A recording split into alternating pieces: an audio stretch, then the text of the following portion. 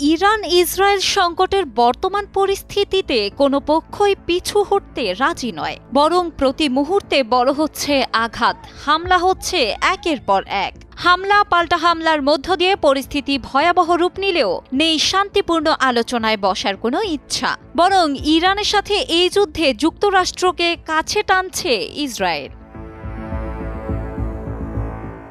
নিজে এত শক্তিশালী হওয়া সত্ত্বেও কেন ইসরায়েল যুক্তরাষ্ট্রের সহায়তা চাইছে?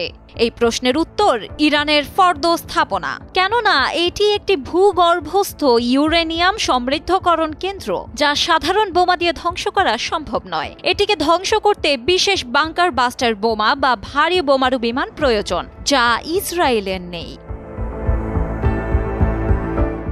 ইসরায়েল যুক্তরাষ্ট্রকে সরাসরি সামরিক অভিযানে অংশ নিয়ে ইরানের ভূগর্ভস্থ পারমাণবিক স্থাপনা ফর্দো ধ্বংস করতে সহায়তা করার আহ্বান জানিয়েছে। গত ৪৮ ঘণ্টায় ইরানের ওপর হামলার পর ইসরায়েলি দুই সরকারি কর্মকর্তা এ তথ্য নিশ্চিত করেছেন।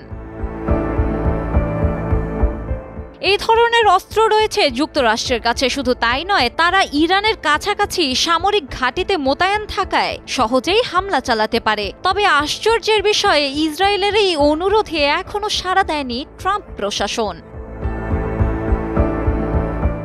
এদিকে মার্কিন কর্মকর্তারা সতর্ক করে দিয়েছেন, ইরান যদি ইসরায়েলি হামলার জবাবে যুক্তরাষ্ট্রের কোনো স্থাপনায় আঘাত করে তাহলে ওয়াশিংটন তা অবৈধ প্রতিক্রিয়া হিসেবে বিবেচনা করবে। ধারণা করা হচ্ছে, যুক্তরাষ্ট্র যদি সরাসরি ইরানের কোনো স্থাপনায় হামলা করে তাহলে তা মার্কিন ইরান যুদ্ধের দিকে নিয়ে যেতে পারে। তবে এমন পরিস্থিতিতে ইসরায়েলের লক্ষ্য কি সফল হবে? এক ইসরায়েলি সূত্র থেকে জানা গেছে, ট্রাম্প ইসরায়েলের প্রধানমন্ত্রী বেনিয়ামিন নেতানিয়াহুকে ইঙ্গিত দিয়েছেন এই অভিযানে যোগ দিতে পারে যুক্তরাষ্ট্র। হোয়াইট হাউসের এক কর্মকর্তা দাবি করেছেন, ট্রাম্প ও নেতানিয়াহুর মধ্যে এ বিষয়ে সরাসরি কোনো আলোচনা হয়নি। তবে যা ঘটবে তা ঠেকানো সম্ভব নয়। ইরান যদি চায়, আমরা শান্তিপূর্ণ সমাধানে পৌঁছতে সম্ভব হব, যার দ্রুত উপায় পারমাণবিক অস্ত্র কর্মসূচি থেকে সরে আসা। ইসরায়েলি সূত্র মতে, ফর্দোতে হামলার বিষয়টি এখনও বিবেচনাধীন রেখেছে যুক্তরাষ্ট্র। তারা আশা করছে ট্রাম্প শেষ পর্যন্ত এই অভিযানে সম্মতি দেবে। তবে বিশ্লেষকদের মতে, যুক্তরাষ্ট্রের সরাসরি অংশগ্রহণ পুরো সংঘাতকে এক নতুন মাত্রায় নিয়ে যেতে পারে।